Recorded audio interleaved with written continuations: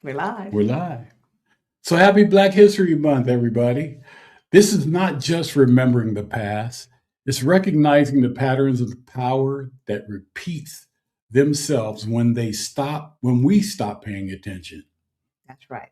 As you may have noticed, the symbol for our membership is the Sankofa bird.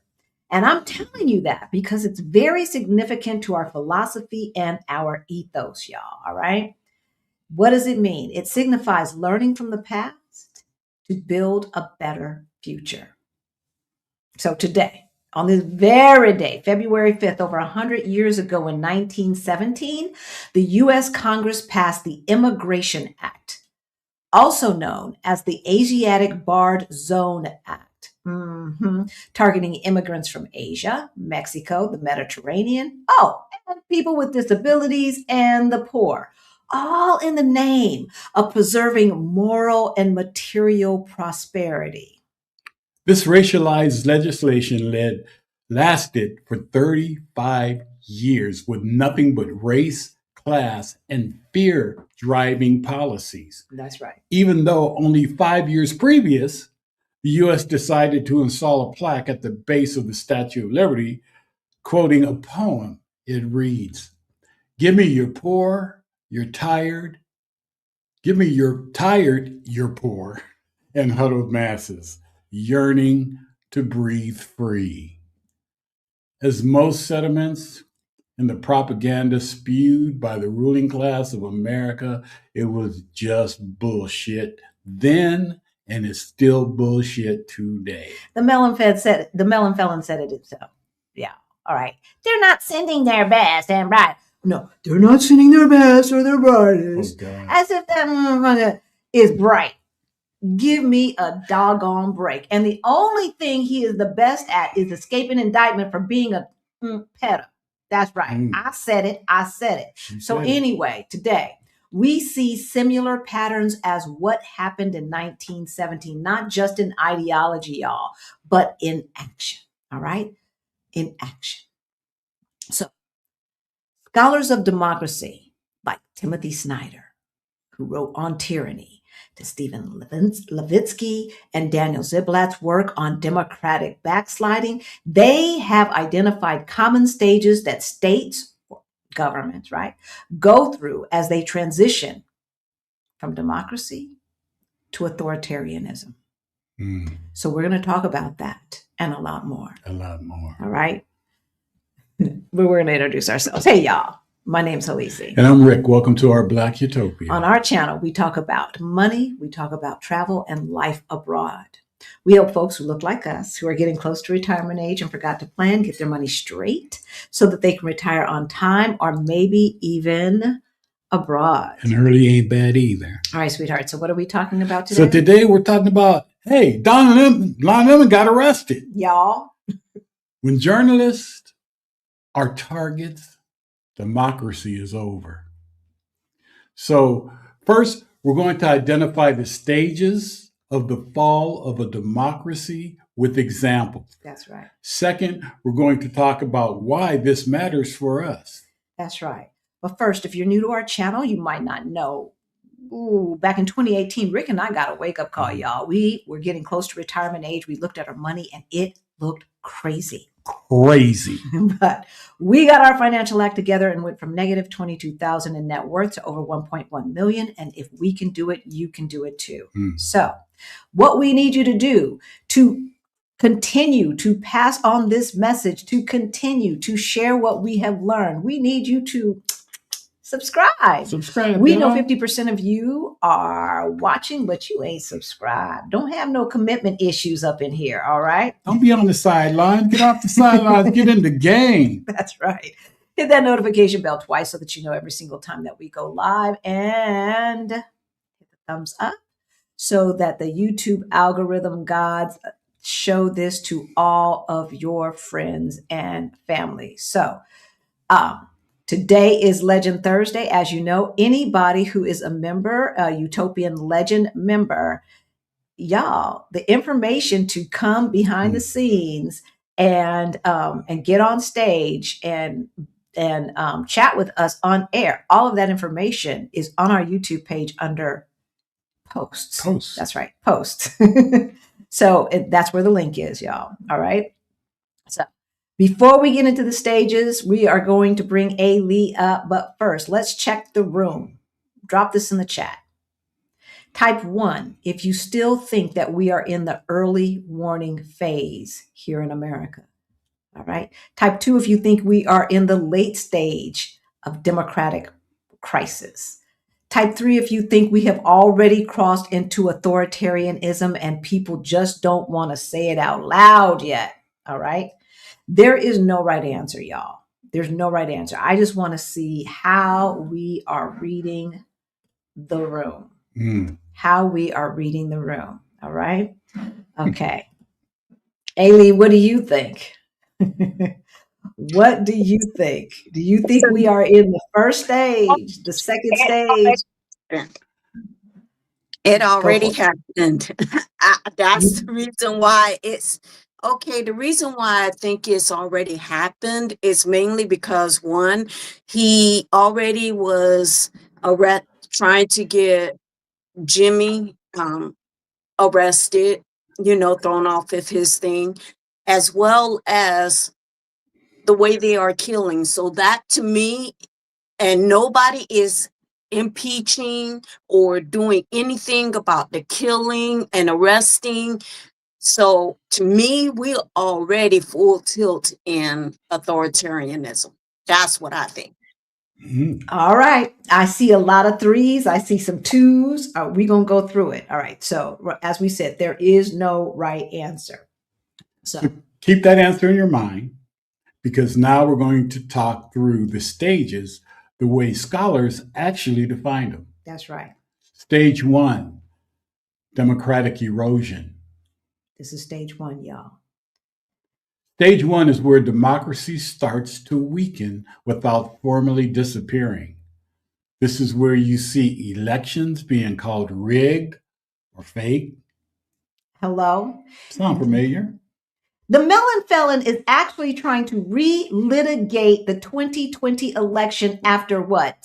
50 plus courts have said, ain't nothing to see here. It's already been litigated. It's already been to court. And he is still saying that the election is fake, even though he knows good and damn well that Joe Biden beat his behind. Number 2. Then number 2 is the press is labeled as the enemy. He was doing this when he was still running in 2016. Fake news. And too many people sat around and voted for his behind, or stayed their behind at home, or thought Jill Stein, who is Putin's puppet, was a good bet. How are you liking what you see now? Yeah. Mm-hmm. So yeah, he labeled them as enemies. Then step 3 is political violence, downplayed or justified. Like when they bashed Nancy Pelosi's husband's head with a hammer? Yeah, with a hammer. With a hammer. Well, what about the other folks in Minnesota they shot? Well, I mean, but this was before any of that happened. Before that. Like they already start, like, we're talking about political violence because see, the shooting of Renee Good and no, not them. Oh, who? I'm talking about the officials in Minnesota. I think. That's right. And her husband was there. Right. They opened the door and killed them, and then they state representatives, the former Speaker of the House of the state of Minnesota, and stuff like that. Quick. Right. Okay, so this is all under stage 1, democratic erosion, right? Yeah. Where we see them calling elections rigged, calling the press the enemy of the state, political violence downplayed or justified, right? Mm-hmm. And a constant message that only one person or one party represents the real people. Yeah. All right. This stage is about softening the ground, getting people used to the idea that democratic norms are optional. Yeah. In the United States, this stage is not a warning sign anymore, y'all. No. This stage is done. This is done. Stage 1, status complete. Ailey, what do you think? I have to say it's already done. It's already done, right? It's already. They have been doing, like, the melon felon and his cronies and the MAGA people have been doing all of this stuff since he rode down that damn elevator in 2015. They have been doing all of this stuff. All right.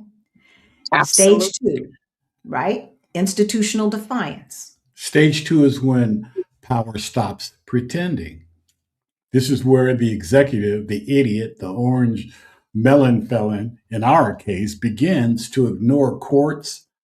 As he does, he doesn't really have to even sidestep Congress. They're just laying down for him, and overrules states and local governments. Ignore courts.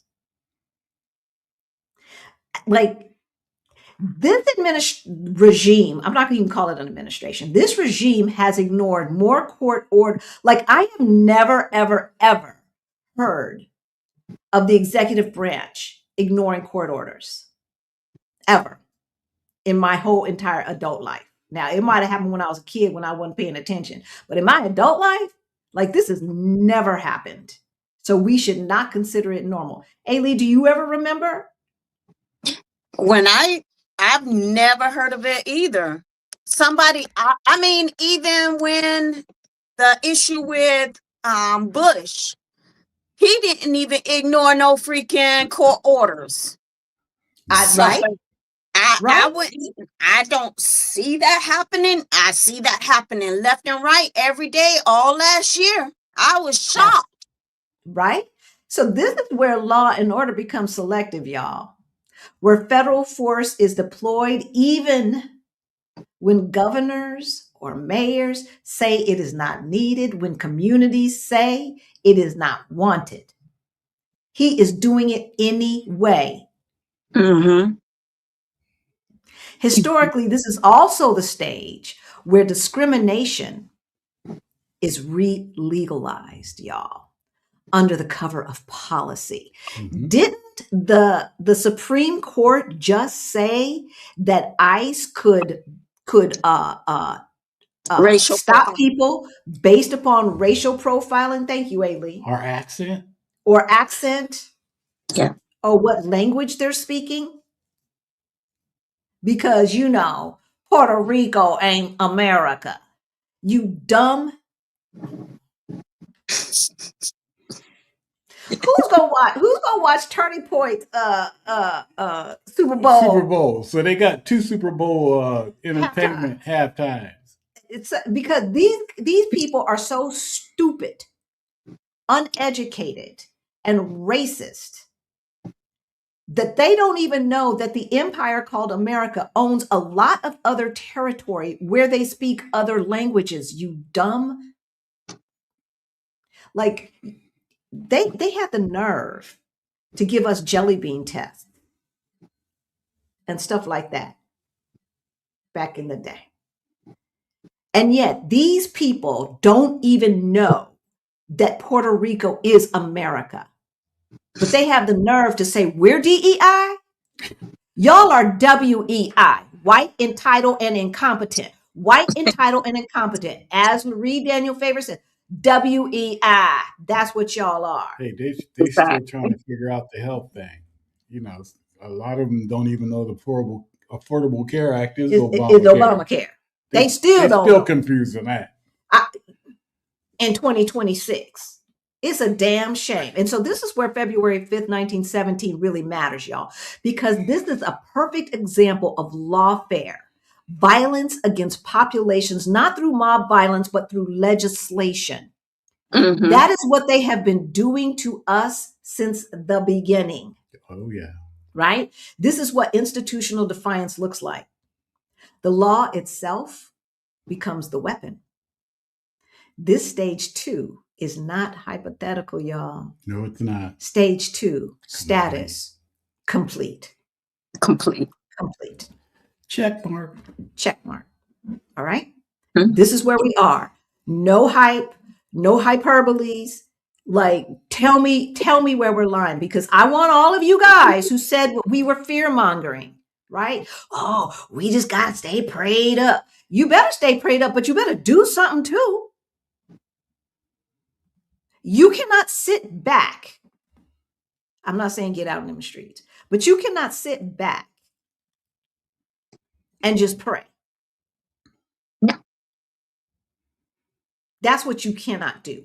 All your family members who sat their asses on the couch, I don't know. All your misogynist nephews and brothers and brother-in-laws and all these people. All of them. How is this working out for you? Because misogyny and racism is a bitch, y'all. And here is the result of it. Because Black women be knowing. The water is starting to boil. That's right. Yeah. Black women be knowing. And y'all need to shut up and listen to the most educated people in America, Black women. That's what you need to do. A-Lee, tell me where we lying. Not even. Heck no. With all those people who were not, I mean, like I said before, sitting at home is what got us into this mess. There were more people who sat at home than voted for Kamala. There were more people who sat at home than voted for the melon felon. Yep. I was like, y'all just sat by there and did nothing. Didn't mind seeing that it was going to happen. Knew about Project 2025 when Taraji P. Henderson announced it on the awards. They knew. Right? There was no freaking reason for them, because I saw at that time that Google had jumped in searches on it after she announced it. They had no excuse that it wasn't going to happen. Had every reason to get out there into the voting booth. And what did they do? Sit at home. Sit at home. The DNC, every other speaker at the DNC brought out the big tomb called Project 2025 and spoke on it. And what did they do? They brought in musicians and everything else to hype people up just to watch and learn. But y'all didn't even want to do that. Y'all didn't even want to do that.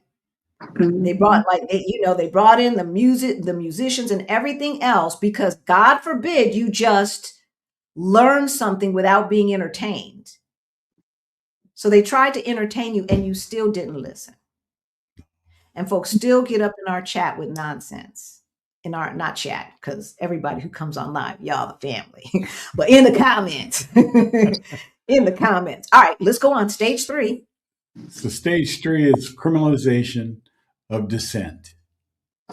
Repeat that. Criminalization of dissent. This is the stage we are living in right now, believe it or not. Stage 3 is when disagreement becomes a police matter. Not riots, not violence, but speech, observation, and documentation. That's right. They all become a police matter. That's right. This is a stage where journalists are arrested, where people are detained for protesting, for writing, for recording what the state is doing. All of this is going on as we speak. All of this. People are being detained. Look, they were doing this almost a year ago when they were taking legal residents of the United States with legal student visas and deporting them for writing an op-ed in the newspaper, for participating in a campus protest, jailing them up, treating them like they were the people who flew the planes into the trade center. That's how they were treating them. And I bet you that the Muslims who were in the United States during 9/11 can tell you how they were treated, how they were targeted, how they were racially profiled, and Indians, because dumb Americans don't know the MF difference between anybody from Southeast Asia or the Middle East, whatever you want to call it, rounding up Sikhs, because they don't know the difference between Muslim and a Sikh. because Americans are stupid and uneducated, unread, untraveled, don't know any other languages, and yet they sit on their high horses and act like everybody else is beneath them when they don't even know what 1 + 1 is. It is disgusting. It is disgusting. This is why the arrest of the 4 journalists, Don Lemon, Georgia Ford, Trahern Jeen Crews, and Jamael Lydell Lundy, is the only news story. Is only a news story because the melon felon underestimated how popular and respected Don Lemon was. Like, had he not been included, we never would have heard about the other 3. But he didn't know who Don Lemon was. Oh, that's right. Oh, that's right. He lied again. Like, dude, you be tweeting about him. Don Lemon is living rent-free in your head, and you have the audacity to say you don't know who he is. Stop lying. Stop lying. No, people quit believing that shit. Exactly. This is a signal in every comparative study of democratic collapse, y'all.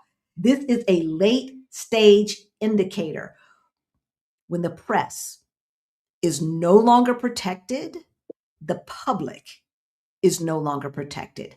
As we have said before, the press is the only industry that is in the Constitution of the United States. That is not by accident. That is by design. They are the 4th estate. They are supposed to be like a 4th branch to hold accountable, to keep in check power. And they have capitulated. And those who have not get arrested. This stage is not yet finished. No, not yet. But it is moving fast. Status, in process, accelerating. Ailey, do you have anything to add to that? Isn't kicking off the air, like people taking them off of YouTube or TikTok, considered a part of that stage? I'd say so. And the taking over of TikTok, the way they did it, right? First of all, I thought it was wrong for Biden to try to take TikTok away from the Chinese. Yeah, I think so too. As much spying as the United States does, they have the audacity. Well, but you can't do it to us. Like, I'm sure there is a way to stop some of that without them just canceling the app. But no, instead of that, for the people who are not paying attention, they let the good old boys buy it. Mm-hmm. Just like they bought CBS. Right? And so what used to be actually probably one of the best algorithms out there is now a toilet.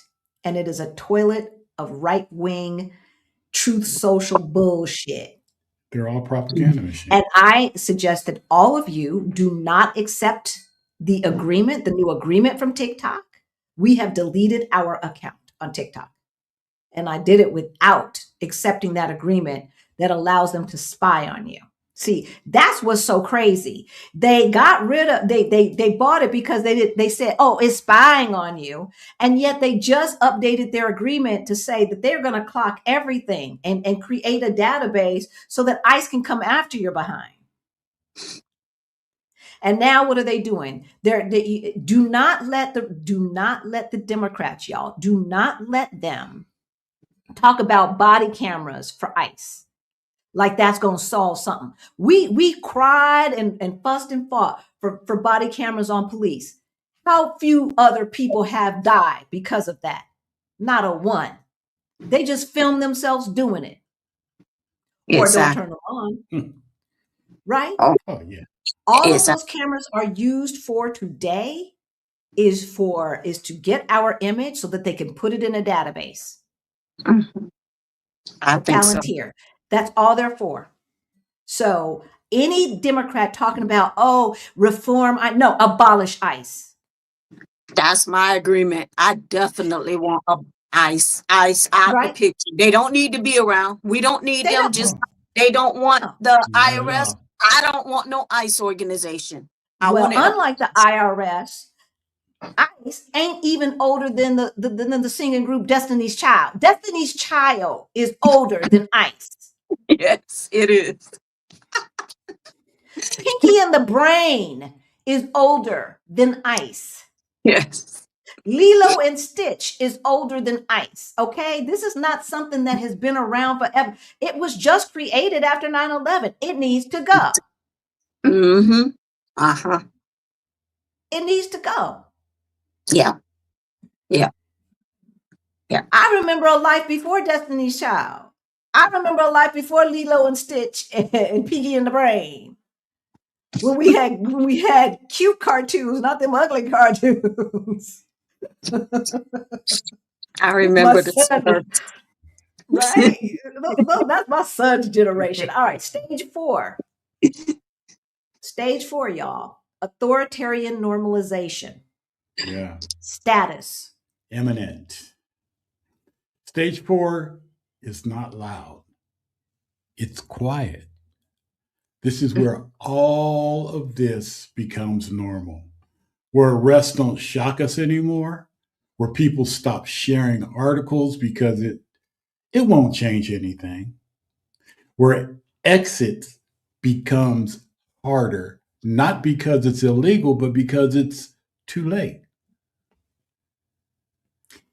Where leaving becomes harder, not because it's illegal to leave the United States, but because, y'all, it's too MFing late. This is the stage where people say, if I had known, if I had moved sooner, we are not fully here yet, but we are close enough that pretending otherwise is no longer advisable. This is serious, y'all. Status, imminent, if unchecked. Why this matters? Why does this matter? This is where this gets personal, y'all. Our audience is not 22 years old. All right. Our audience is not starting from scratch. No. You do have some assets. Most of you have some assets. You have family, you have history, you have obligations, and many of you have lived long enough to recognize this pattern. Black people have never had the luxury of waiting for full authoritarianism to show its face. Because it's always showed its face to us. It's always, there has never been a time where the police could not kill us with impunity. There has never been a time when we did not experience them going door to door in our communities looking for somebody who looks like, right? There has never been a time when we haven't been racially profiled. Fit in the description. Right. You cannot earn your way out of this. You cannot respectability politics your way out of this. You cannot FBA your way out of this. No, you can't. Because you look a little Haitian to me. Mm-hmm. And sooner or later, they ain't even going to be saying that. They won't have to say it. They won't have to say it. The young lady who testified in front of Congress this week is an American citizen who was just going to work. They snatched her out of the car, cut her seatbelt, pulled her to the ground, pulled her out of the car, shot her 5 times, then joked later in text saying, bitch they might have not said bitch, that's me. Got 5 holes in her out of 7 shots. Not bad. Kiki, ha, ha. An American citizen who was yelling and screaming and crying, I'm an American citizen. They ain't checked her ID yet.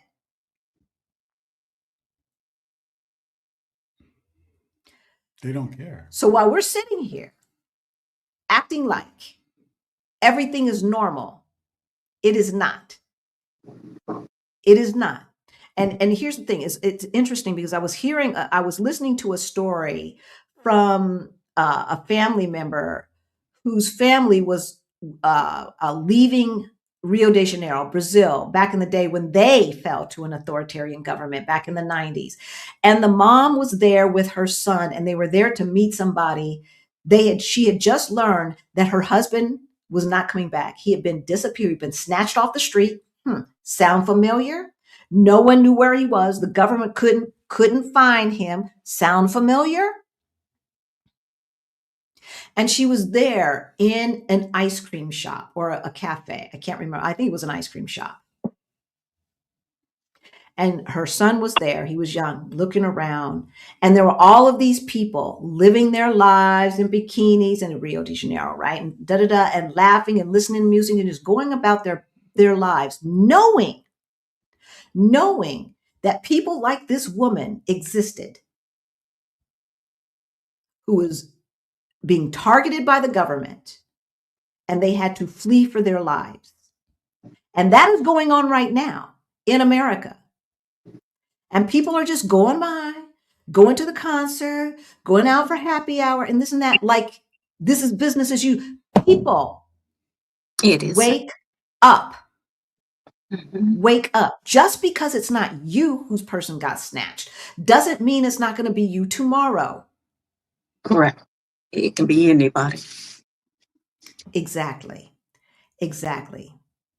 So we feel state violence first. We Black people. We feel policy shifts first. We Black people. We feel consequences first, right? So we're not talking about panicking. We're talking about recognizing the pattern and not putting your head in the sand, because pattern recognition too is a form of self-defense, right? Yes, it This is where we're at.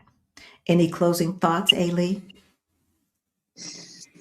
My next steps, saving up, I'm budgeting and focused on helping myself to stay level, not even going out, not spending any money, so that I'm getting money saved up in accounts to be able to. I might not meet the income requirements, but since I don't meet those requirements, I think that the best thing you can do to plan for this, if you want to leave sooner, is to do slow-mo by spending a few months here in this country, a few months in another country, like that. I know it's going to be a little more expensive, but at least you're safe and you can earn. Yeah, I don't think it would be more expensive than staying in the United States necessarily. I mean, it could be depending upon how you do it, but I know that you can do it a lot less expensively than living in the United States, y'all. So what she's talking about is slow travel, right? Right now, I can't tell you about next year, but right now, that blue passport, that American passport, will get you into a lot of places, not necessarily without doing any paperwork, but 3 to 6 months to even a year upon arrival for a lot of places. Okay. And so you don't have to go through the whole visa process if you are not at the point that you think you'll qualify. Slow travel, like that's what we were going to do. And it wasn't until Portugal started tripping and changing its rules that we're like, we better hurry up and just get there. Because otherwise that's what we would have done. Now, it's interesting that you talked about what you were doing, because we just told you where we're at. We are like this far away from 100% authoritarianism that's not going to go away in our lifetime. This is how far we are. Let's see what the righteous whiteness and the spicy whites do. If they get out there, if they do I think they need to do. They need to shut it down. Shut the shit down, they right? They need to shut the shit down and go on a strike. A general strike. A general strike, and Black folks can participate in that as well, because that's staying home. Yeah. But what we're not going to do is get in harm's way in front of these ICE people who are like itching to kill us. So that's what we're not going to do. But we can stay our behinds at home. That's what we can do. And so for all of you who are on salary and stuff like that, when they call that strike, take them days. Take them days. We need to shut the shit down, because these oligarchs are playing in our faces. and they forget how they get their wealth. All right? They forget how they get their wealth. They are not job makers. They are not job creators. We are. We create the value in a company. We make the money for a company, not the CEO. The workers do. That's who, right? And they've forgotten about that damn shit. Well, it's time to remind them who the hell we are. And that's worldwide. Yeah. That's worldwide. All these MFs need to remember who the people are. And we need to rise up and say, fine, y'all tripping, we will stay our behinds at home. How about that? We will not be buying your gas. We will not be buying your luxury brands. We will not be buying your bullshit. Anything that's not necessary for our substance, food, water. You can kiss our behinds. Exactly. That's what needs to happen. We need to shut it down. They need to shut it down before they shut us down. Exactly. So I really do pray that they will, for one thing. So my belief is that we'll definitely accomplish that, but I'm not sticking around to wait for it.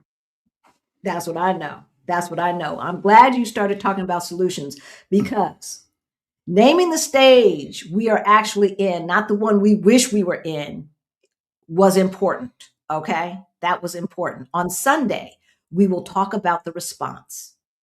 On Sunday, we will talk about what you should be doing today in light of the information that you have now. Okay. We were going to try to do the whole thing on Thursday, and Rick's like, we can't talk about all of that on a Thursday. So we're going to talk about solutions on Sunday. That's what we're going to talk about. So come back on Sunday for solutions. We wanted to wake you up because the arrest of Don Lemon was so much bigger than Don Lemon. Yeah. So much bigger. And I think they underestimated the response. I think they underestimated the response.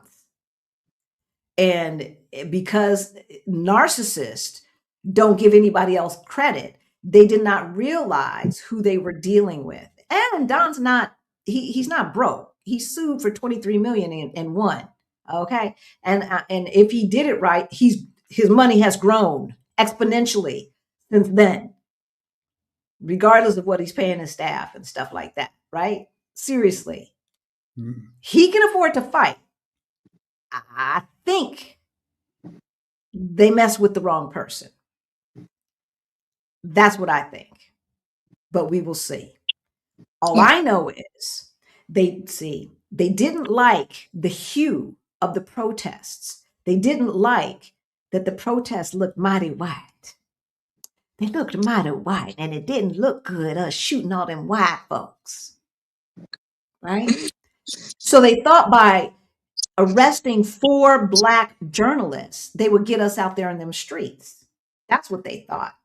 They don't realize we are hip to the skip, sweetie. We know what time it is, and we're staying our Black behinds at home. That's what we gonna do. That's what we gonna do. All right. And that's what we want you to do. Share this information. Hit the like. This is information that needs to be shared because there's too many of us burying our heads in the sand, and we do not have that luxury, my loves. All right, utopians. And with that, we will see you on Sunday. Bye.